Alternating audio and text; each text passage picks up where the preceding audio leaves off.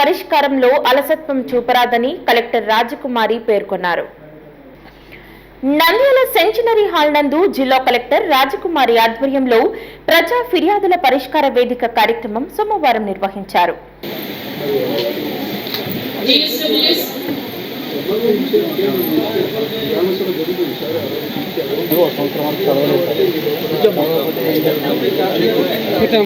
జిల్లా వ్యాప్తంగా సుమారు 221 మంది బాధితులు వినతులు అందజేశారు.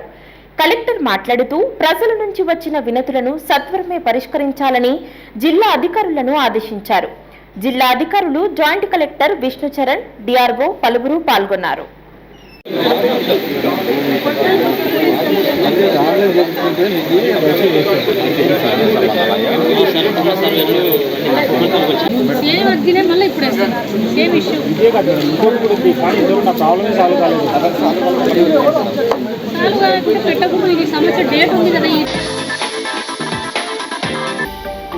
హలో అండి, నేను మీకు Rakshitha. Please do subscribe to Nandyal communications.